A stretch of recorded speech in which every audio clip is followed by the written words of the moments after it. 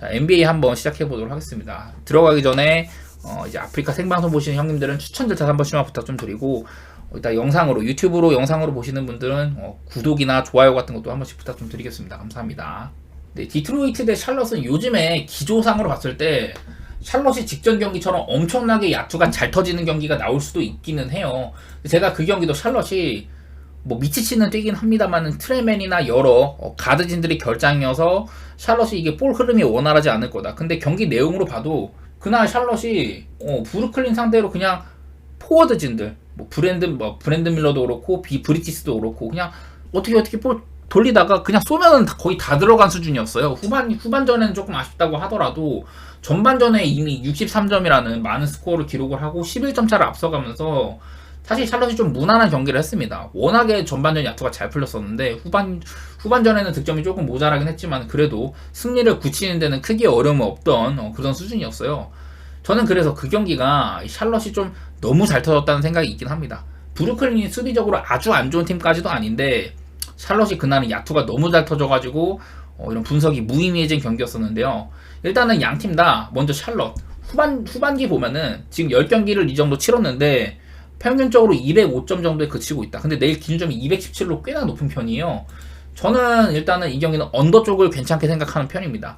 샬럿이 직전 경기 때는 좀 많은 득점을 했다곤 하지만은 지금 후반기 보면은 217점 이 정도면 좀 안정권인 언더를 보여줄만 하다고 보거든요. 가끔 뭐 필라델피아랑 서로 막 야투 싸움 해가지고 오반하는 경기도 있긴 합니다만은 저는 일단은 샬럿은 좀 언더팀의 색깔이 있다. 그리고 반대로 디트로이트 역시 후반기 들어서는 언더팀의 색깔이 많이 있거든요. 뭐 지금 최근에 댈러스랑은 막 260점 게임도 하고 브루클린이랑은 230점 게임 하고 막 그랬는데 그전에 뭐 마이애미, 올랜도, 클리블랜드, 뭐 시카고, 뉴욕 이런 언더팀들과의 경기에서는 디트로이트도 게임이 그렇게 점수가 많이 나지는 않았단 말이에요. 저는 뭐 그런 부분들 때문이라도 일단 이 경기는 언더 냄새가 조금 나는 경기라고 하고 싶은데 아까 말씀드렸다시피 이 경기도 8시에 시작. 저희가 이거를 뭐 선수 결장이라든지 그런 것들을 보고 갈 수 없는 상황이라 가지고 뭐 디트로이트가 포함된 경기, 이 경기 언더가 포함된 경기는 뭐 그렇게 큰 금액을 가는 건 추천드리지는 않을 것 같고 일단 제 시각은 언더를 보고 있습니다. 그리고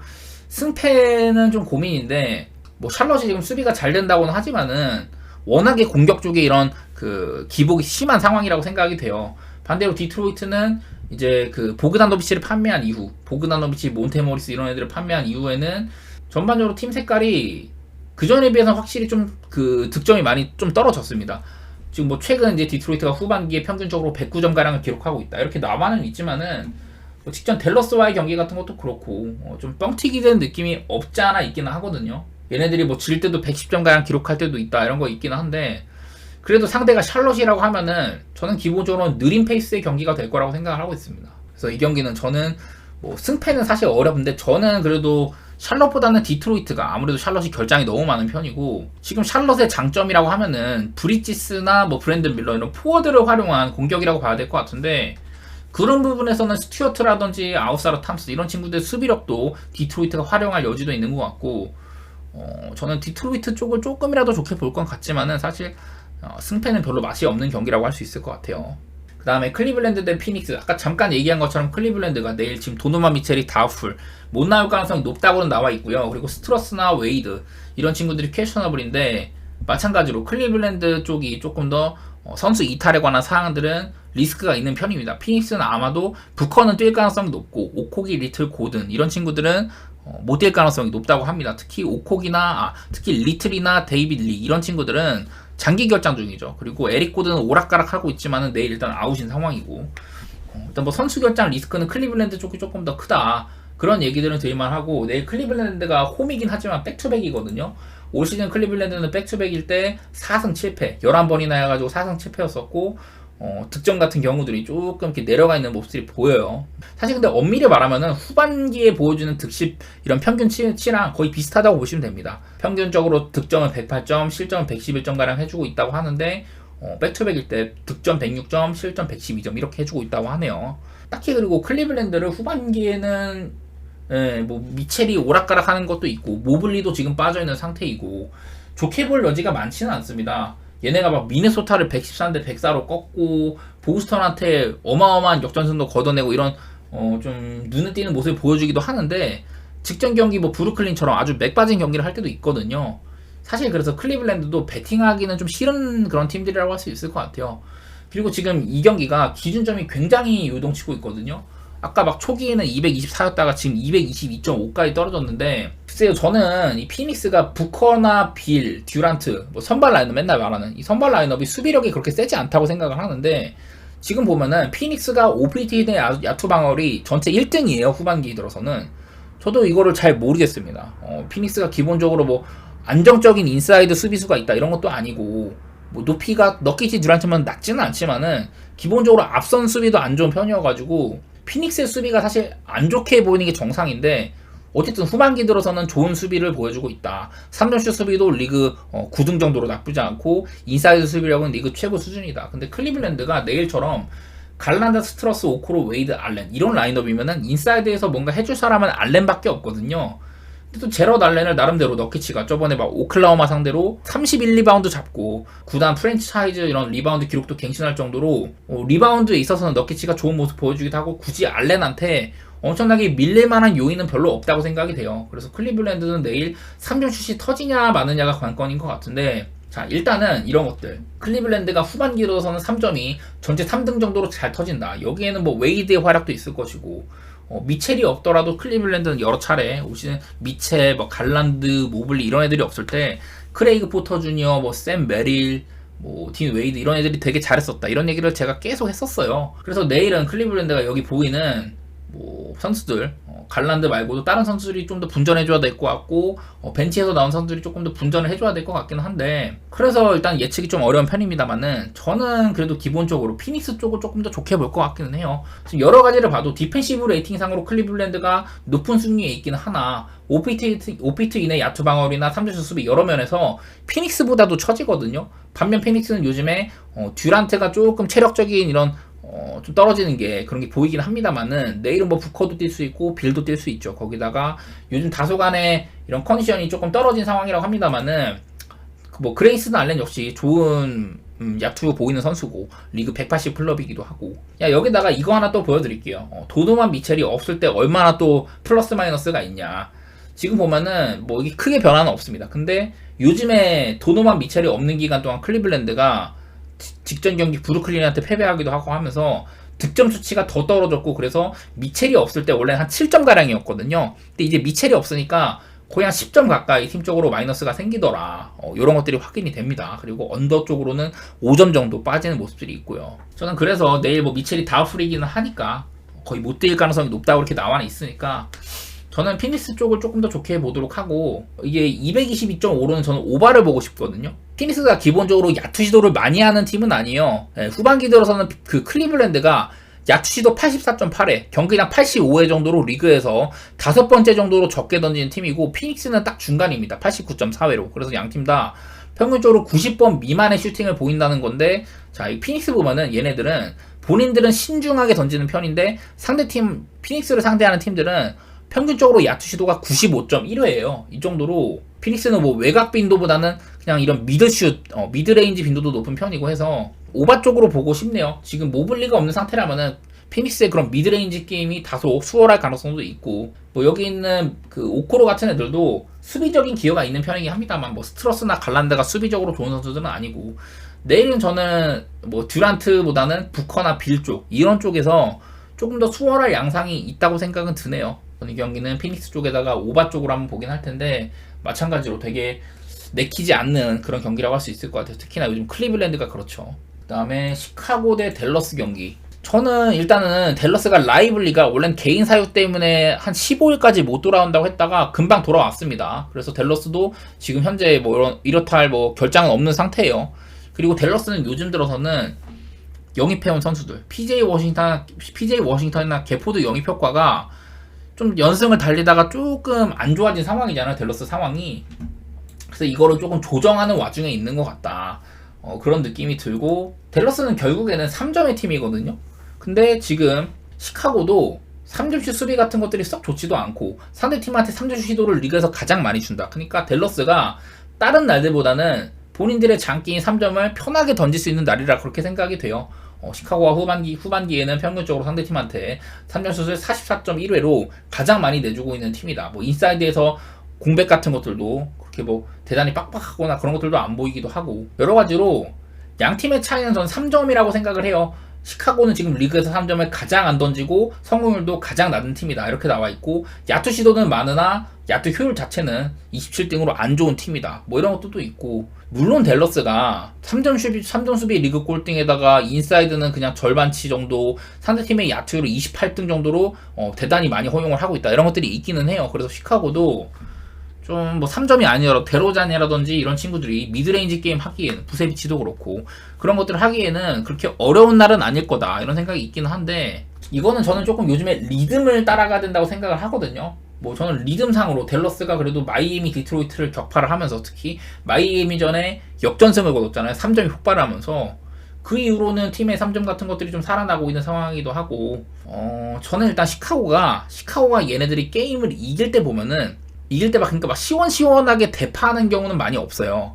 그리고 올 시즌에 뭐 홈이나 원정에서 차이 이런 것들도 크지도 않은 편이고, 저는 일단은 굳이 양 팀의 전력을 좀 비교를 하면은 저는 댈러스 쪽이 낫다고 생각을 합니다. 물론 뭐 시카고의 앞선 수비수들, 도슨무나 카루소 이런 애들이 돈치치나 어빙을 막 틀어막거나 수비적으로 되게 좋은 선수들이긴 해요. 다른 날보다 댈러스가 돈치치나 어빙이 조금 막힐 수는 있다, 그런 것들이 있긴 한데, 그래도 일단은 돈치치를 믿어야 되는 상황인 것 같습니다. 돈치치가 지금 그 리그 기록을 갈아치웠죠. 6경기 연속으로 30득점 이상 트리플 더블, 그런 기록을 갈아치우는 대활약을 하고 있는데, 사실 뭐 내일도 돈치치가 그런 기록을 못 이어나갈 것처럼 보이진 않아요. 기본적으로 경기당 어시스트도 돈치치의 손에서 많이 나오는 편이고, 득점은 물론이거니와 뭐 리바운드도, 뭐 라이블리 같은 애들이 막 리바운드에 욕심내는 선수도 아니고, 돈치치가 내일도 트리플 더블을 이어나가는 데는 별다른 어려움이 없을 거라고 생각을 하고, 그런 신바람 농구를 하는 댈러스는 요즘에 뭐 조시 그린의 활약은 제가 많이 짚어드린 것 같고, 저는 일단 이 경기는 오바 쪽을 생각을 하고 있거든요. 이거는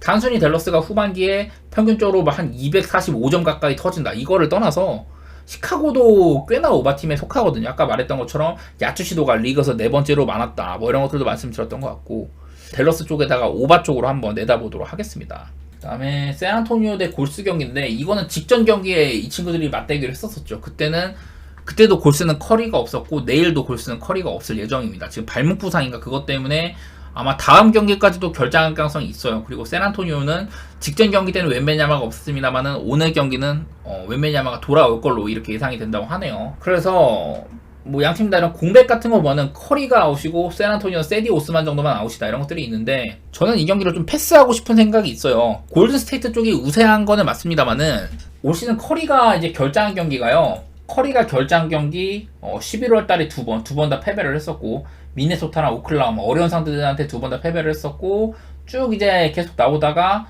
미러키전에서 또 결장을 했었고, 이때 11점 차로 패배, 그리고 직전 샌안토니오전에서 13점 차로 결장에서 패배, 이런 식으로 커리가 못 나오는 경기는 골스가 모조리 패했거든요. 그리고 직전 경기는 본인들의 홈이었는데도 샌안토니오한테 잡혔고, 일단은 이거를 좀 봐야 될 것 같아요. 직전 경기 샌안토니오와 골스의 직전 경기를 한번 되짚어볼 필요가 있을 것 같은데, 126대 113으로 상당히 고득점 경기가 터졌었습니다. 제가 이때도 한번 샌안토니오가 웬베냐마가 없을 때는 공수 양면으로 오바 게임이 많이 될 것이다, 이런 얘기를 했었죠. 이날은 특히, 그리고 샌안토니오가 전반적으로 팀의 야투가 상당히 좋았던 날이에요. 일단 야투율이 51.2%, 3점이 51.5%였다. 어떤 한 팀이 이렇게 터지면 사실 거의 지기가 힘듭니다. 골스 상대로 많은 오펜시브 리바운드 가져갔었고, 전반적으로 샌안토니오가 상당히 좋은 경기를 했다, 이렇게 평가할 만한 날인 것 같아요. 샌안토니오는 1, 2옵션이 사실 웬베냐마랑 데빈 바셀이에요. 근데 이날은 심지어 데빈 바셀까지 결장을 한 경기였다. 근데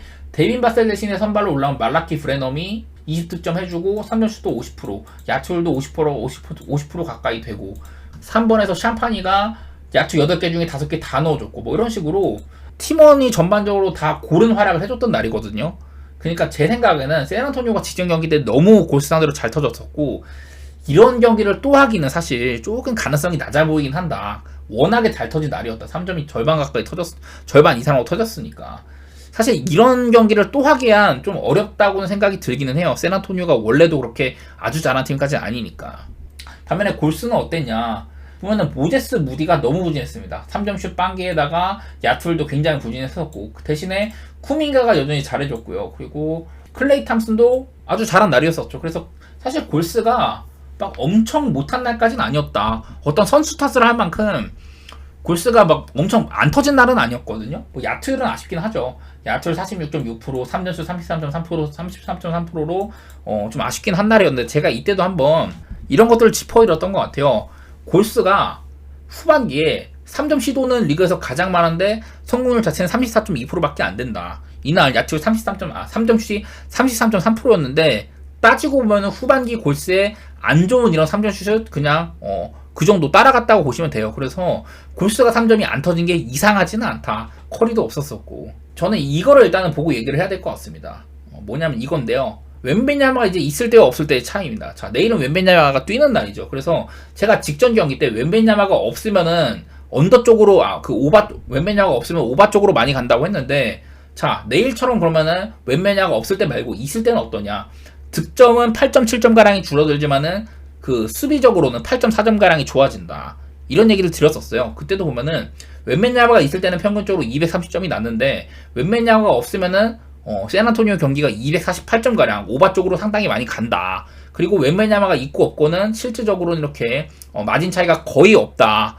이런 얘기를 드렸었거든요. 이게 웬맨야마가 있으면은 아무래도 샌안토니오가 역대급 이런 루키, 앞으로 향후 이제 샌안토니오의 역사를 짊어져야 되는 선수가 있다 보니까 웬베냐마 중심의 오펜스를 많이 시도를 합니다. 근데 그게 사실은 웬베냐마가 지금 수비적으로는 엄청난 역량을 보여주지만은 공격면에서는 사실 완성된 단계라고 좀 보기는 어려운 것 같아요. 제 생각에는 이 웬베냐마 중심의 오펜스가 샌안토니오가 잘 안 풀린다, 이런 얘기를 드리고 싶어. 그래서 웬베냐마가 있을 때는 이렇게 점수가 좀 적게 난다는 소리인데, 자, 그럼 내일 또 커리가 없을 때를 볼게요. 골든스테이트는 내일도 커리가 없잖아요. 커리가 없는 골스는 득점 면에서 거의 9점가량 손실을 보고 수비적으로도 5점 정도 실점이 많아진다, 이런 것들이 있습니다. 한마디로 커리가 없는 골든스테이트는 거의 14점가량 손해를 보고 언더 쪽으로 4.8점이 간다, 이런 거거든요. 커리도 없고 웬베냐만 뛰는 그런 양상이라면 직전 경기보다는 저는 점수가 많이 낮아질 거라고 생각은 들긴 들어요. 승패 방향은 좀 예측하기 어려운 것 같네요. 저는 그냥 이 경기 뭐 아까처럼 웬베냐마가 없을 때 언더오버가 그냥 18점가량 오락가락한다, 이런 건 있긴 합니다만은 그건 이제 너무 높은 기준점을 잡았을 때고 228 정도면은 그래도 일단은 오버를 해보는 게 저는 옳다고 생각은 드는 것 같아요. 커리가 없을 때 골스의 경기력이 상당히 안 좋고 커리가 없는 경기를 올 시즌 전부 다 패했다, 이런 것들 생각을 하면은 골든스테이트가 복수를 하겠지, 이렇게 쉽게 접근하기 좀 어려워 보입니다. 저는요. 다음으로 이제 덴버 대 토론토 경기인데요. 이 경기는 그래도 저희가 출전 상황 같은 거를 보고 갈 수는 있어요. 그 브루스 브라운도 내일 퀘셔너블입니다. 그래서 토론토는 지금 바렛이랑 브라운이 퀘셔너블인 상황이고 퍼들이랑 반즈는 계속해서 못 나가는 상황이에요. 그리고 덴버는 딱히 대단한 부상 결장은 없는 것 같다, 그런 상황이고, 덴버가 내일 홈 경기죠. 자, 후반기에 덴버가 제가 리그에서 손꼽히는 강팀이다, 이런 얘기들을 많이 들었던 것 같아요. 덴버가 지금 그 후반기 9경기 동안 득점이나 실점 편차도 보면 상당히 좋은 편입니다. 특히 공격면에서 그전보다 확연하게 좋아진 모습들이 있고 야투율이 전체 1등이다, 이런 것들도 보이죠. 덴버가 야투율 52.9%로 전체 야투율 1등, 이런 것들 보이는데, 그래도 좀 수비적으로는 좋은 효율에 비해서 실점 자체는 조금 많다, 이런 것들이 보이기는 하거든요. 일단은 그래도 덴버가 지금 이제 그 후반기 net 레이팅 상으로는 3등입니다. 3등. 1등이 보스턴, 2등이 뉴올, 3등이 덴버인데 공수 양면에서 좀 더 한 5손가락 안에 들 정도로, 공격면에서는 지금 덴버가 2등, 오펜시브 레이팅 2등, 디펜시브 레이팅으로는 6등 정도 돼요. 그래서 덴버는 확실히 후반기에는 확실히 달라졌구나, 좋은 모습을 보이고 있구나, 이런 것들을 칭찬할 만합니다. 근데 자, 지금 토론토를 보면은 토론토가 후반기 동안 그전 이제 전반기 막바지에 비해서는 이런 공격 페이스가 상당히 올라온 게 눈에 띄거든요. 여기도 오른쪽도 보시면은 페이스가 원래는 15등 정도로 중위권이었는데 후반기 9경기 동안 전체 3등 수준이다. 한마디로 되게 빠른 템포의 공격도 많이 하고 있고 본인들의 야투 시도도 많다. 거기다가 상대팀의 야투 시도 역시 리그에서 가장 많이 허용을 하고 있다. 이런 것들이 많이 보이거든요. 그래서 저는 일단 내일 경기 오바 쪽을 보는 게 괜찮아 보이긴 합니다. 토론토가 내일 스카티 반즈가 없어요. 앞으로도 스카티 반즈가 계속 결장할 모양새인데, 스카티 반즈가 있고 없고를 봤더니 반즈가 있든지 없든지 올 시즌에 언더오버 차이는 거의 없다. 그리고 뭐 그 공수 양면으로는 손해를 조금 봅니다만은 스카티 반즈가 없는 게 토론토의 이런 언더오버에 큰 차이가 없다는 게 좀 확인이 돼가지고 저는 일단 230도 안 되는 기준점이라고 하면 일단 오바를 보는 게 좋아 보이기는 해요. 아까도 잠깐 봤지만 후반기에 덴버는 이렇게 득점이 120점가량 때려주고 있고, 수비적으로는 뭐 108점 정도 되니까 토론토를 얼마나 막을 수 있느냐이긴 한데, 기본적으로 토론토가 지금 최근 포틀랜드와의 경기라든지 피닉스와의 경기라든지, 물론 그 포틀전은 연장전까지 간 경기이긴 한데 어쨌든 그 경기 246점이 났고, 저는 229점 정도는 좀 만만해 보이긴 하거든요. 사실 토론토가 내일 만약에 바렛도 못 나오고 브루스 브라운도 못 나온다 그러면은 퀴클리, 게트주, 악바지, 올리닉 여기다가 뭐 한 글쎄 뭐 푸시에 정도 넣는다든지 아니면은 그 그레이디 딕 같은 애들 쓸 텐데, 그 이제 시아캄이나 아누노비가 떠난 이후에 토론토를 종종 봐왔는데 뭐 그레이디 딕 같은 애들 중용시키고 전반적으로 이런저런 선수들 많이 기용하고 있거든요. 토론토 템포가 좀 빠른 편이다. 그게 제일 눈에 들어왔던 것 같고, 수비적인 색채를 띈다 이렇게 말씀드리기는 어려워요. 토론토가. 저는 기본적으로 이거는 체급 차이가 날 거라고 생각을 하는데, 직전 경기 덴버와의 유타의 경기처럼 덴버가 이제 압도는 하긴 하지만은 반대로 유타한테 유타도 어느 정도 이렇게 빠른 템포로 그 득점은 채우는 그런 양상이 될 거라고 생각을 해가지고, 저는 덴버가 대승을 할 수도 있을 것 같다. 아무래도 이건 체급차가 너무 많이 난다는 생각이 좀 있고, 물론 13.5는 너무 큰 값이긴 해요. 이거는 뭐 토론토 정도의 팀이라면은 얘네가 질 때 지더라도 그 정도는 플랜을 할 수도 있다 이런 생각이 있기는 한데, 일단 저는 많은 점수를 예상을 하고 있고요. 그리고 덴버의 승 쪽으로 한번 생각 더 해보도록 하겠습니다. 하나 이제 토론토의 아까 색깔, 야투 시도가 많고 상대팀도 많이 던지게 하는 편인데, 반대로 덴버는 리그에서 후반기에 야투 시도가 5번째로 적고 상대팀도 못 던지게 한다 이런 색깔들이 있어가지고 사실 언더오버가 좀 이런 것들 때문에 좀 어렵긴 하거든요. 그래도 덴버가 최근에 유타와의 경기도 그렇고 실점이 적지는 않다는 점, 그런 것들 보면은 저는 오바 정도는 한번 냄새를 맡은 법도 한 것 같아요. 막 내일 덴버가 토론토를 막 100점 미만으로 묶는 그런 것까지는 상상하기 좀 힘든 것 같습니다. 제 생각에는.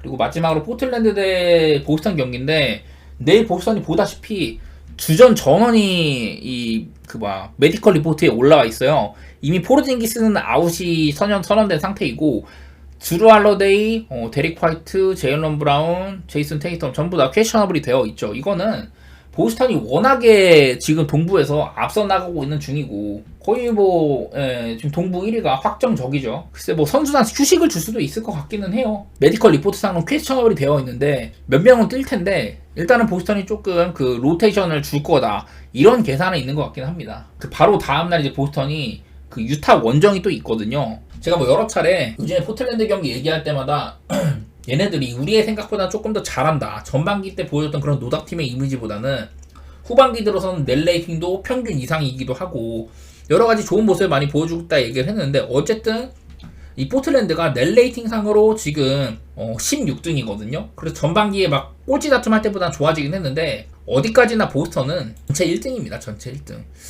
이런 상태이다 보니 양팀의 격차를 생각을 해도 7.5의 기준점, 이건 아무래도 보스턴이 너무나도 결장이 많으니까 7.5를 준 것 같긴 한데, 결국에는 보스턴이 얼마나 많은 선수를 쓸 거냐 여기에 달려있는 것 같아요. 이 포틀랜드의 팀 색깔을 제가 이렇게 좀 규정을 했어요. 좀 명확합니다. 일단은 포틀랜드는 오펜시브 리바운드에 올인을 하고 있어요. 얘네들은. 그러니까 좀 역습을 맞더라도 일단 오펜시브 리바운드 많이 따고 조금 더 공격적인 경기 운영을 해보자. 그리고 앞선 라인의 수비, 상대팀의 턴오버를 상당히 많이 유발을 하고 있고 본인들도 턴오버가 많아요. 그리고 리그에서 OPT 내 야투 방어율이 3번째로 안 좋은 팀이다라는 거고, 상대팀의 3점은 최대한 통제를 합니다. 이런 부분들이 포틀랜드가 보스턴 상대로 약간 그나마 좀 상성적으로 좋은 모양새라고 할 수 있을 것 같아요. 보스턴은 리그에서 3점 슛에 대한 의존도가 가장 큰 팀이잖아요. 그리고 뭐 후반기도 보면은 보스턴이 이렇게 3점 슛 성공률 전체 뭐 지금 이제 2등 정도, 야투율도 3등 정도 이렇게 보이고 있는데, 일단은 포틀랜드가 보스턴의 3점을 조금 최대한 통제를 할 거다, 못 던지게 할 거다, 그런 것들이 보이는데, 그러면 보스턴은 답은 이제 인사이드 득점을 많이 노려야 되잖아요. 내일 뭐 그래서 제일런 브라운 같은 애들이 만약에 결장을 한다, 이 보스턴은 이 선발 라인업 중에서 드라이브인 그런 거를 가장 많이 시도한 선수가 브라운이거든요. 근데 상성상으로 저는 내일 브라운이 만약에 빠진다? 그러면 포틀랜드가 좀 상성적으로 괜찮을 법도 하다고 생각이 들어요. 그래서 내일 혹시라도 보스턴이 브라운한테 휴식을 준다, 포틀랜드가 마땅히 그렇게 크게 끌릴 것 같지는 않습니다. 그리고 아까 제가 포틀이 리그에서 오펜시브 리바운드가 가장 많은 팀이라고 했잖아요. 근데 반대로 이 보스턴은 디펜시브 리바운드 컨트롤이 상당히 잘 되는 팀입니다. 지금 후반기에는 한 5등 정도, 전반기 때는 얘네들이 디펜시브 리바운드를 리그에서 가장 많이 좀 안 뺏기는 팀이었었거든요. 그래서 상성상으로도 어떤 부분은 포틀랜드가 앞서고 어떤 부분은 보스턴이 앞서는 것 같다, 이런 것들이 있는데, 일단 제 시각은 저는 포틀랜드의 언더 쪽을 살피고 있기는 해요. 내일 아침에 더 살펴보는 게 맞는 것 같아요. 출전 상황 같은 거 보고 근데 뭐 내일 이 경기가 가장 늦게 하는 경기여가지고 우리가 다른 친구들의 출전 유무 같은 거 끝까지 보고 갈 수 있을지는 모르겠습니다만은 저는 일단 보스턴에서 가장 주목하고 있는 선수는 브라운이다. 브라운의 출전 여하에 따라 포틀랜드의 핸디캡 같은 거 이런 변경들이 조금 더 명확해질 수 있다. 그런 생각들은 하고 있습니다. 저는요. 라치오 대 우디네세. 무디네세 얘기할 수밖에 없습니다. 지금 매년 이제 주요 리그에서 무승부가 많은 팀들은 있어 왔지만은 이렇게 우디네세처럼 극단적으로 무승부가 많은 팀은 정말 흔치 않거든요. 본인들이 치른 경기의 절반 이상가량이 무승부로 마무리됐다. 쉽지 않죠. 물론 라치오가 이제 챔피언스 리그도 끝나고 이런 일정상의 어려움도 크게 없는 상황 속에서 좀 리그에 집중할 수 있는 환경이지 않냐. 근데 사실은 라치오가 리그에 집중을 한다고 한들 끼케야 이제 유럽 대항전 진출권 정도를 노릴 수 있는 수준이고 사실 올 시즌 농사를 많이 망친 셈이에요. 라치오는요. 아무래도 여러 차례 밀링코비치, 사비치의 빈자리를 채우기가 굉장히 어려웠던 시즌이다. 이런 얘기들 드릴만 하고 임모빌레가 뭐 노세와 기미도 보이는 것 같고요. 루이스 알베르토 이런 애들이 좀 분전은 해주고 있습니다만은 라치오가 예전 같지는 않다. 일단 뭐 라치오나 우디네세 오늘 결장 잔번 같은 거 얼추 살펴보고 갈 텐데, 자 라치오가 오늘 결장이 되게 많은 편이에요. 지금 귀행두지, 펠레그리니, 마루시치, 이 중에 마루시치나 귀행두지 정도는 좀 주전급이라고 봐야 되는 상황이고, 그리고 수비진의 파트릭 주전급이죠. 루카 펠레그리니 사실 주전이라고 할 수 없고, 마루시치나 파트릭이 얘네들이 뭐 센터백도 가능하고 좌우 이제 사이드백이 모두 가능한 선수들인데, 이렇게 되면 라치오가 수비적인 이런 아쉬움은 조금 있을만하다 이런 얘기들은 될만한 것 같고요. 그리고 제가 여러 차례 말씀드리고 올 시즌 중원에서 가장 좋은 영입 중에 하나였던 니콜로 로벨라.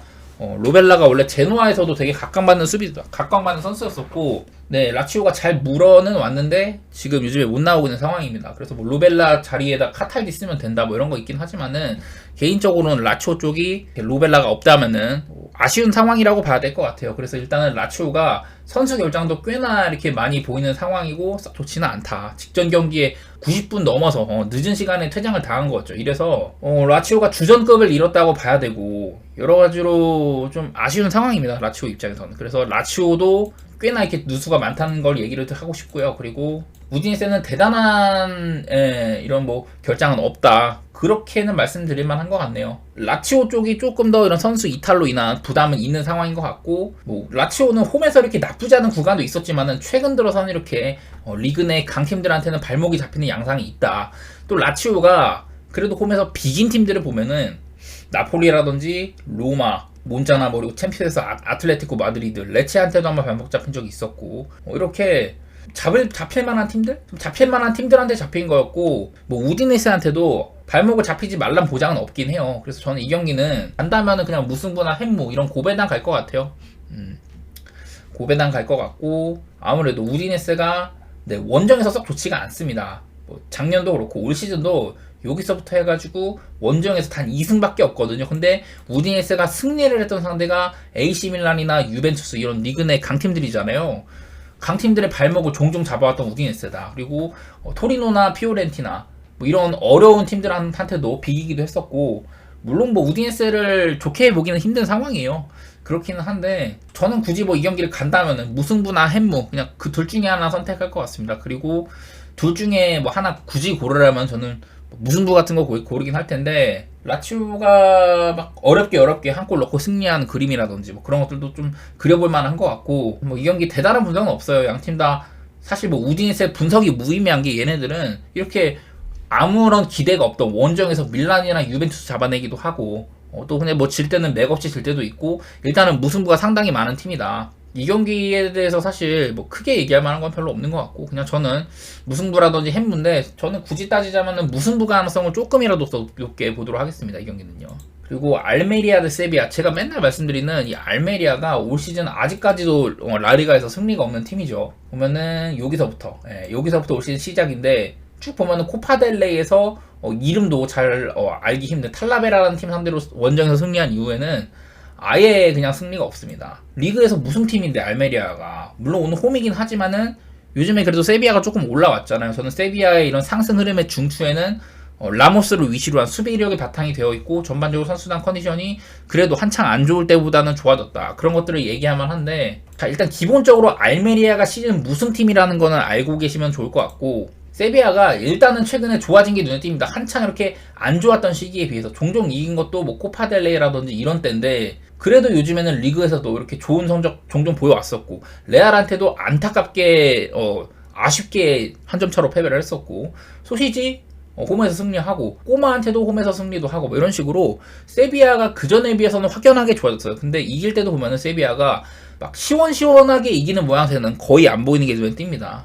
여기다가 뭐 세비야의 원정 성적 같은 건 볼 텐데 사실은 뭐 그동안 뭐 세비야 원정이 안 좋았다 이런 것들은 말하기도 무의미해요. 그냥 단순히 세비야는 요즘 그전보다 확연하게 좋아졌다. 저는 이런 것들 때문에 이 경기 역시 세비야가 이긴다고 하더라도 핵무 정도일 것 같고 알메리아가 어쨌든 얘네들이 그래도 꽤나 무승부가 많다는 점. 최근 들어서 빌바오라든지 꼬마 그리고 뭐 지로나 이런 팀들이랑 비기고 있었거든요. 그냥 뭐 단순하게 뭐 알메리아나 세비야 경기고 뭐 굳이 오늘 경기 축구에다가 저는 많은 금액을 투입하기는 싫고요. 그냥 고배당 노리는 그런 날이 될 것 같아요. 무승부뿐만 아니라 햄무도 역시나 볼만한 경기인데 글쎄요, 저는 뭐 세비야가 제 아무리 세비야가 조금 그전보다 나아졌다고 한들 아주 막 승리를 보장해주는 팀? 그 정도의 레벨이라고 생각하지 않습니다.